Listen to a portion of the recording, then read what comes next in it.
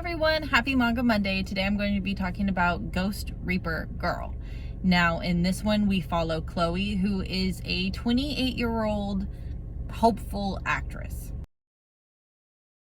She has starred in a TV show before where she was a ghost reaper, so she could kill ghosts. It wasn't a very popular TV show though, and it was kind of just like forgotten about. So in the beginning, she's trying to get into this new acting position. She's trying out for a role. She looks really young. So she's 28, but really she looks like a teenager still. The guy who is doing the interview, whether he's like a producer or a director, but he becomes possessed by a ghost because a bunch of ghosts or evil spirits have escaped the underworld. So he becomes possessed by ghosts, and those ghosts can tell that Chloe's body is really susceptible to possession. So while they're possessing the director's body, they try to attack her so they can like eat her or possess her body.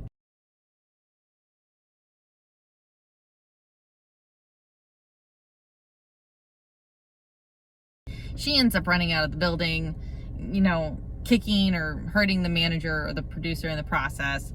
As she's running away, she ends up coming across a guy named Kai. He is a reaper or a gatherer of souls from the underworld. So Hades has basically employed him or sent him to go and collect all the bad spirits that have escaped.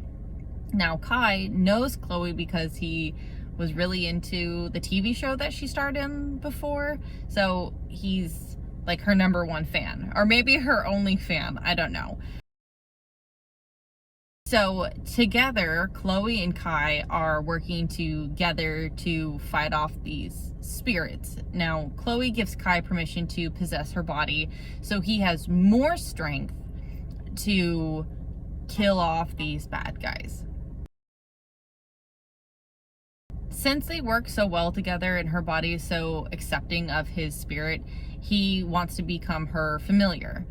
Basically, like, she's his master now. Now that they have this new kind of relationship, immediately this cursed cat spirit is trying to eat both of them, but is running away at the same time because, like, the cursed cat spirit knows that if it eats them, it's going to become completely corrupt, where it's not going to be able to come back from that kind of corruption. Chloe's able to save that spirit, and then that cat familiar, or that cat spirit, wants to become her familiar as well. So now she had Kay as her subordinate. Now she has Kay and this other one. I think its name was Noel, if I remember correctly, or Noel. When Chloe was growing up, she was like devastatingly poor. She lived on the streets. She was starving. She had to fight all the time, either for food or for her own personal safety. So Chloe, even though she's small and she looks young and innocent, is actually like legitimately like a really good fighter, just because she's spent most of her young life and into her like teen years fighting and protecting herself. So already naturally she has that ability to fight.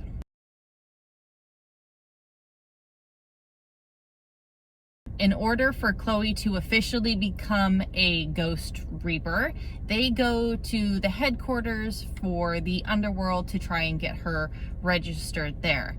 As they're there, another, I don't know if she's technically a soul reaper or what her position is, because it doesn't really explain too much about what she does, but another spirit person thing wants Chloe as her master, or like to possess her body or something like that.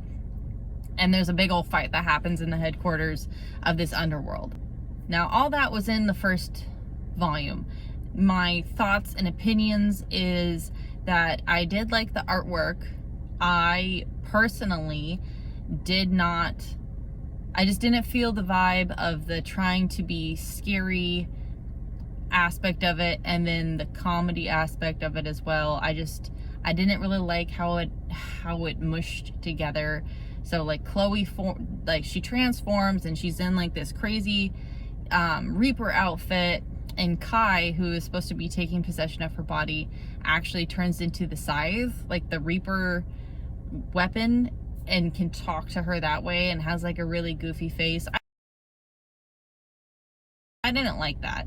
I understand like having a horror story and wanting some sort of comical relief in there as well, but it just seemed really kiddish to me, and I don't like that. If you're gonna be a horror, I want you to be like a horror. The comedy just didn't sit well with me. It just felt like they put it in there just to have some kind of comic relief, even though comic relief really isn't needed. Personally, for me, it's not something I'm going to continue reading. I'm not going to find the second volume. I'm sure there's plenty of people who really enjoy this read, and I think I would have enjoyed it more if there wasn't those comical inputs in there. Maybe I'm just in a weird mood with my reading. I don't know. Anyway, again, not saying that it's a bad read. I'm just saying that it's not going to be a read that I'm going to continue on. I appreciate you guys watching. I hope you have a wonderful day, and I'll see you guys later. Bye, everyone.